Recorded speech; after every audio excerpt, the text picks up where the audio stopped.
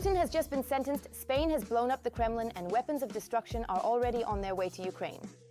This is a fiery ultimatum, a secret arsenal for the war's finale. Watch for all the details. Spain plans to allocate a new aid package to Ukraine worth 817 million euros. It is expected to be approved within a month, Prime Minister Pedro Sánchez announced. We are an ally and a friend of Ukraine, and it is a great honor for us to welcome Zelensky at the Moncloa Palace and, in a broader sense, to express our love for the Ukrainian people and the Ukrainian government. When in 2023 Ukraine was in dire need of anti-aircraft missile systems, negotiations were underway. They were deciding who would provide what. The Spanish were the first to give us American-made Hawk air defense systems that had been in storage. And the Hawks, including those from Spain, demonstrated very high effectiveness. This aid includes 300 million euros as part of the security agreement and 100 million euros under the Pearl instrument for the purchase by NATO countries of weapons for Ukraine from the US, and 215 million euros under the EU SAFE instrument for the procurement of equipment to counter drones as well as radars and other hardware. The United States is no longer providing aid to Ukraine. The United States is willing to sell weapons to European countries even if they then transfer them to Ukraine. In the framework of this cooperation, Spain will purchase 40 missiles for the ARST air defense systems, which are in short supply for Ukraine during the winter period. Spain has traditionally been a good manufacturer of weapons, small arms, and armored vehicles. It's a mistake to write them off. In the context of the fact that the quantitative and to some extent qualitative parameters of the weapons produced by the Spanish have decreased over the past decades, but this is a general European trend. It was also announced that our country will have comprehensive cooperation with the Spanish in the field of air Every defense. voice matters. Join In our Madrid, community, 5 support bilateral documents were signed, and help including us a bring memorandum the of truth understanding from on Ukraine. industrial Become a cooperation member in of the Ukraine field of today. security Join and us defense now. between Spanish and Ukrainian companies. The Spanish may not be like that. They're not loud, but they do often offer assistance, especially when asked. During his visit, President Volodymyr Zelensky thanked Spain for its support of Ukraine in the face of Russian aggression, particularly for the military assistance provided since the beginning of the full-scale invasion.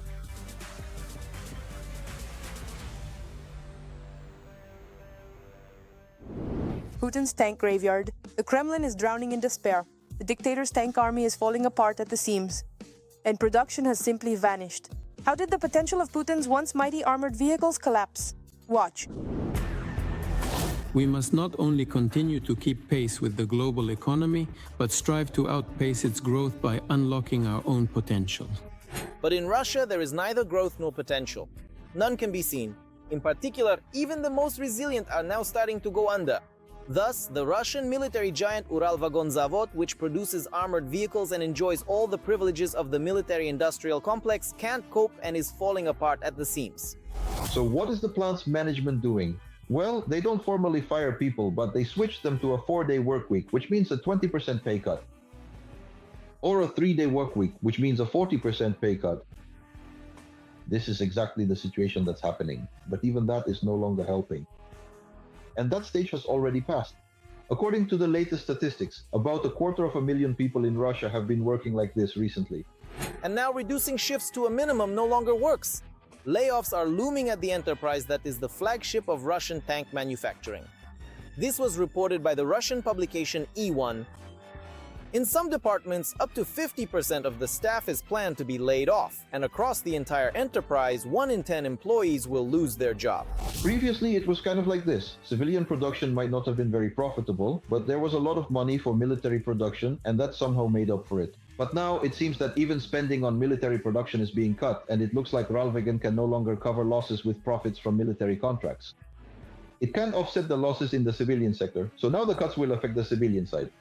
The company is laying off people, reportedly about 10%. Experts explain that the reason for all this is the dramatic decline of the Russian economy.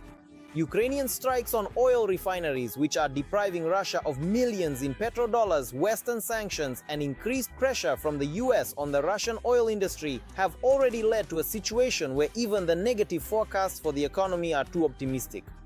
It will get even worse. Their negative forecast from the central bank, let me remind you, is a 2.5 to 3.5% drop in GDP, 12% inflation, and a 20% interest rate. In other words, they will have to raise the rate back up to 20% next year. And that's their negative scenario, which I don't even consider negative. It's just the current reality. That's the point.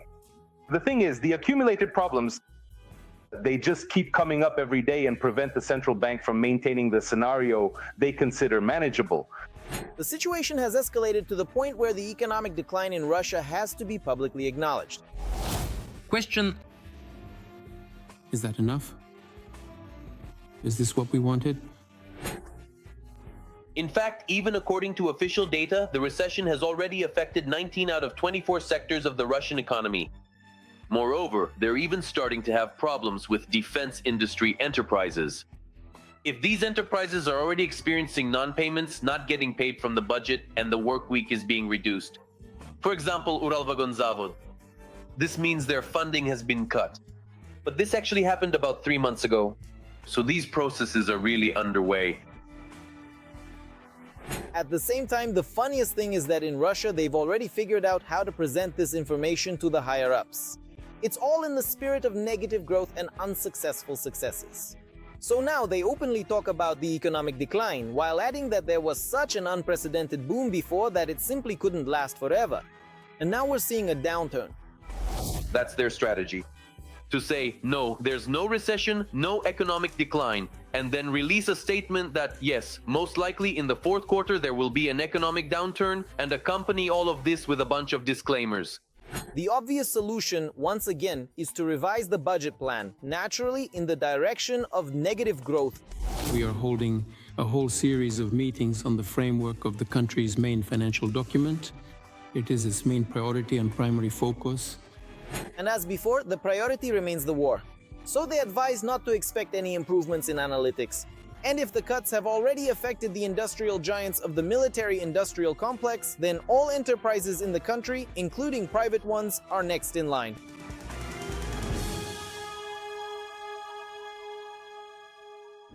Every voice matters. Join our community, support independent journalism and help us bring you the truth from Ukraine.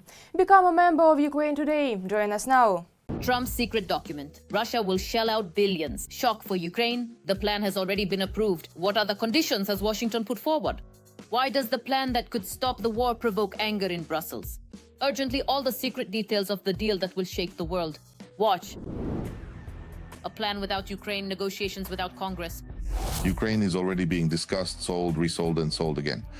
The Donald Trump administration has given the green light to a peace plan consisting of 28 points, a document that was secretly developed over the past few weeks with representatives of the Russian Federation, but without Ukraine's participation. The visitor made it clear that it is time to stop the killing and reach an agreement to end the war. Trump believes there is a chance to end this senseless war if flexibility is shown, a White House representative stated. The chief architect of the plan was Special Envoy Steve Witkoff, who, together with Russian negotiator Kirill Pavlovich, met with Dmitriev in Miami to discuss the parameters of the future agreement. Vice President J.D. Vance, Secretary of State Mark Rubio, and the president's son-in-law Jared Kushner also participated in the development. Vance is focused on providing both sides with security guarantees to ensure lasting peace.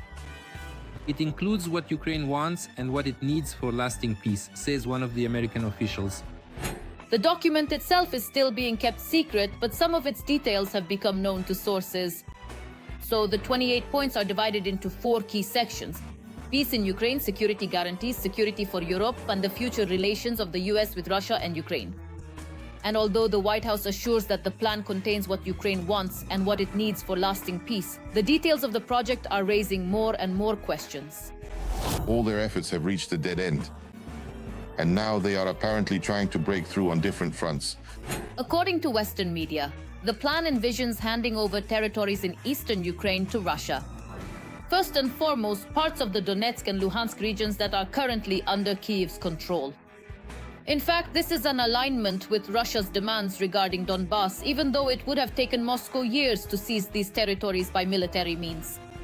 Currently, Ukraine controls about 15% of the region. According to Trump's version, these zones should become demilitarized, formally under Russian control, but without the deployment of troops. At the same time, the terrorist state is supposedly going to pay rent for administering Donbass. Ukraine does not formally change its borders, but in reality allows Moscow to administer the territory for money. For the Kherson and Zaporizhzhia regions, the plan proposes freezing the front lines at their current positions. The details have not yet been disclosed. The plan also restricts the Ukrainian army, reduction in troop numbers, a ban on foreign missions, and restrictions on weapon systems, including long-range strike capabilities. The document mentions the winding down of American military aid and a ban on the deployment of Western troops on Ukrainian territory after the war ends. In effect, this is a rejection of joining NATO, which Moscow has been pushing for since 2014. In return, Russia promises not to attack Ukraine or other European countries and to formalize this commitment in law. It seems to me that the administration believes that something has changed. This is that Zelensky is currently facing problems and Zelensky is politically weakened from the White House's perspective, and perhaps that's why Trump is staying silent and not commenting on this in any way so as not to draw more support to Zelensky by criticizing him. I understand that not all criticism will help Zelensky's popularity, but in general, we see that the president is silent and we can simply look for different reasons. But from the administration's point of view, they see that there is a scandal in Ukraine. They see that the president of Ukraine might now agree to a deal that he previously would not have accepted. How much this reflects reality, we do not know. But we also see ongoing efforts by Vitkov and Dmitriev, who are trying to merge in their amorous ecstasy and start making money. And this is the main thing that this administration wants. And for people to simply ignore Ukraine, that's what Russia wants, while Ukraine continues to be a thorn in their side. In addition, Trump's peace plan includes a provision recognizing the Russian language and non-guarantees for the Russian Orthodox Church in Ukraine, whose position the Kremlin has been promoting for decades. This is preparation for Ukraine to be absorbed by the Russian Empire. Across the ocean, the reaction is mixed. Some senators and congressmen learned about the project from the press. Lindsey Graham emphasized, any peace is only possible with firm security guarantees for Ukraine. Don Bacon compared Trump's actions to Munich in 1938, warning that trying to appease an aggressor without involving the victim only accelerates new threats. In the US and Europe, it is believed that the plan could be adjusted after consultations with Kyiv, but skeptics are convinced. The proposed framework radically shifts the balance of power, increases pressure from Russia, and weakens Ukraine's position. At the same time, the Trump administration insists that the goal of the document is to end the war and achieve long-term peace by using flexibility and negotiation mechanisms instead of military escalation. That's all for now. For more breaking news from the front, tune in to our next episode.